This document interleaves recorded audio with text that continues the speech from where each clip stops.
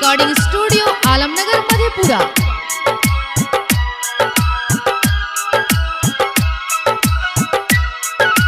आँख से आंसू बही हमारा आँख में सुखै छै।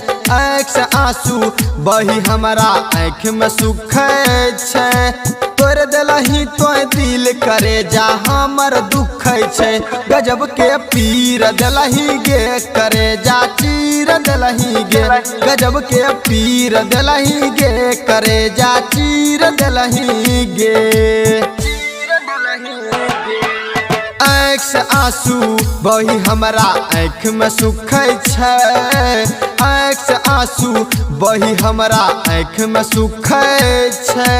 तोड़ दिलही तो दिल करे जा हमर दुखै छै। गजब के पीर दिलही गे करे जा चीर दिलही गे। गजब के पीर दिलही गे करे जा चीर दिलही गे। सुमित सतीश रैना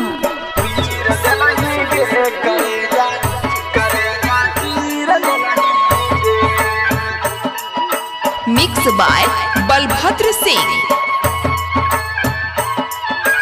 दारू पीबी कहे गए जान हमें तोरा भुलावे छियो। फिर भी तोरा याद गे हमरा किए सतावे छलो। हमरा किए सतावे छलो। दारू पीबी कहे गए जान हमें तोरा भुलावे छियो। फिर भी तोरा याद गे हमरा किए सतावे छलो। छोड़ी चल गेलही तू के रनिया बदल गेलही तू के रनिया। आगे जब जब आबो याद हमर सांस रुकै छै। तोड़ दिलही तो दिल करे जा हमर दुखै छै। गजब के पीर दिलही गे करे जा चीर दिलही गे। गजब के पीर दिलही गे करे जा चीर दिलही गे। सुमित सतीश रैना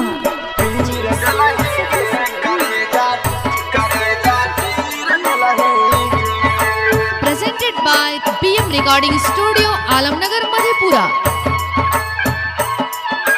परवीन प्यारे लाल से कर लली तो घात गे। राइटर राजू बंसी के चल गेलही तो साथ गे। परवीन प्यारे लाल से कर लली तो घात गे। राइटर राजू गुलशन के चल गेलही तो साथ गे।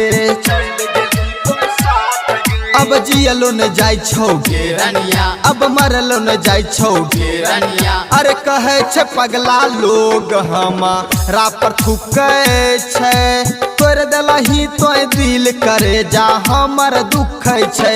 गजब के पीर दिलही गे करे जा चीर दिलही गे। गजब के पीर दिलही गे करे जा चीर दिलही गे। आँख से आंसू बही हमारा आँख में सुखै छै। आँख से आंसू बही हमारा आँख में सुखै छै। तोड़ दिलही तो दिल करे जा हमर दुखै छै।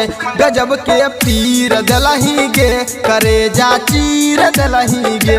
गजब के पीर दिलही गे करे जा चीर दिलही गे।